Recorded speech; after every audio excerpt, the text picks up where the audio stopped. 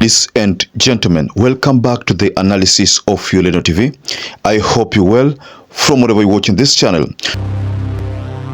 Now, we are all aware that William Ruto is toured NYANZA a day after he unveiled Raila Amolo Odinga as the East African Community's candidate. Nimekuja mambo ya maji, nimekuja mambo ya kilimo. Before the grand entry into Kisumu, the president traversed Migori County. Now, we are also aware that there's a JK live session going on whereby Jeff Koinange hosted Morara, KABESO. And for those people who know Morara KABESO, you know him for exposing some of the failed projects, the white elephant projects, those ghost projects which the government is accused to have launched and relaunched and even funded and refunded. So is the person who has been exposing all this.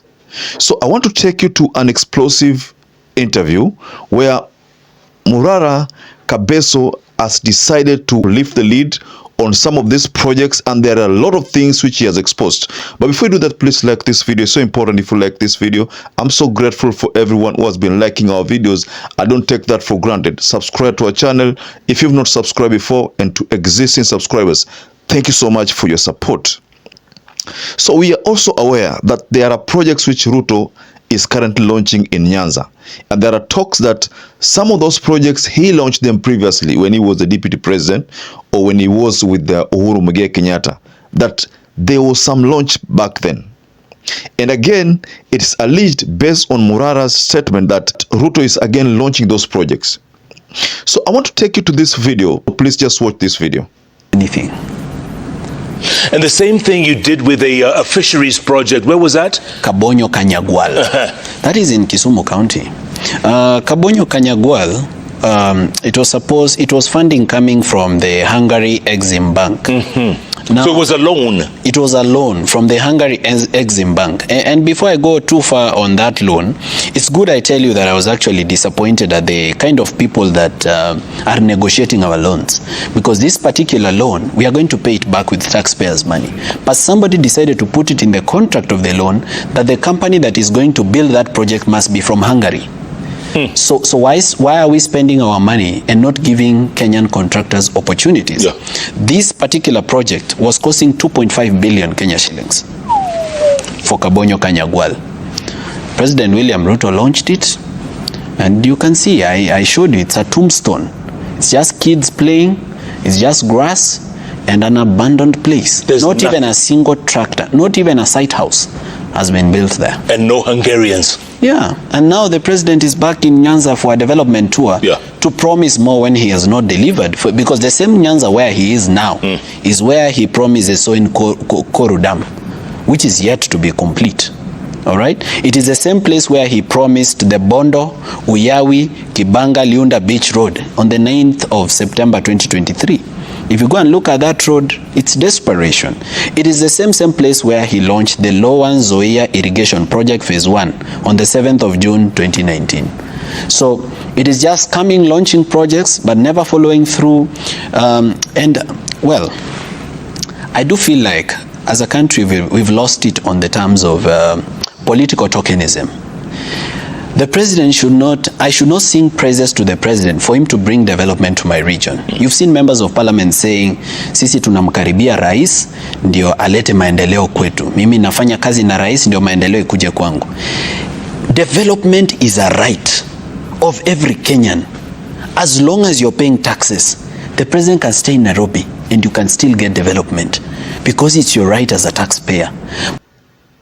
Very well, ladies and gentlemen, you've discovered that ever since the Gen Zs demonstrated, Ruto has been constantly accused of relaunching Uhuru's projects and going to an extent of launching projects which had already been funded. This is some of the accusations which have been leveled on William Ruto. So Morara KABESO is one of those people who has taken this matter seriously, and I understand from the interview from a JK Live, he says that there's a particular time William Ruto called him and wanted to offer him a job, And there's a time, according to him, he says that he was told that there are so many jobs in the government that he can be given a job. And State House has called you. Initially, I had calls from people around the president. Then eventually I got a call from the president. I spoke to him very respectfully because he's our president and he has been given that mandate by the people. Whatever I was offered, I refused. I was offered a state position. Serikali ni kubwa. Come we find you something. But I believe it's overcrowded over there. Being a brilliant person and a person of integrity, I believe that if I go into government, I'm going there to be corrupt because there is too much demand. So in a nutshell, what Morara was trying to say is that the government was trying to look for a way of making sure that he doesn't expose these projects, because most of these projects, I understand, they lack the names. You know, there is always the person who launched the project, you know, or the community launching the project. These are some of the stickers which are always on those stones. So according to Morara KABESO, he says that most of these things have been removed. So the stones are just clear without any writing on them. Whereas if you look at previously, there were a lot of wording on them purporting who launched the project. So I don't know, but based on this interview, ladies and gentlemen, I think RUTO is in a hot soup politically. Let me use the word hot soup, because if at all what KABESO is saying is true, and basically, by the way, they appear to be true, because most of them, there is a video evidence. He doesn't just go and talk about these things. He goes to a particular place and does some video coverage of those places and speaks about those projects. Watu wa Nyandarua hamjambo, Ngai ni mwega, endo ciothe. Bas, mimi nimekuja hapa, nilikuwa hapa mwaka wa 2018 na nilifungua hii barabara ya kutoka Captain mpaka Ndunyunjeru. Sasa nilirudi tena mwaka uliopita, nikafungua tena hii barabara ya kutoka Captain kwenda mpaka Ndunyunjeru. Sasa nimerudi hapa tena. Hii barabara nimetengeneza. Sasa tumeweka pesa 4.4 billion, na kwa hii finance bill inakuja nitaweka tena pesa ingine ya hii barabara, ili hawa mama mboga na hawa watu makanga na hawa vinyozi na wale wabeba waweze kusaidika na manufaa ya hii barabara. Sijui kama tunaelewana. I remember some times ago when he went to, I don't know, Washingishu, where there was an airstrip. I think, I don't know, a lot airstrip, but there was an airstrip which had been funded by with the government's money, and this project was launched when Murkomen was still the CS for transport. But again, at the time he was showcasing that airstrip, it appeared as if it was some place that has been deserted. So that is one of the things which we could see from one of the videos that Morara KABESO have been showcasing. Guys, Morara here, punda ya wananchi wa Kenya, and today I'm in Eldoret, City of Champions, and behind me is Eldoret Boma Airstrip.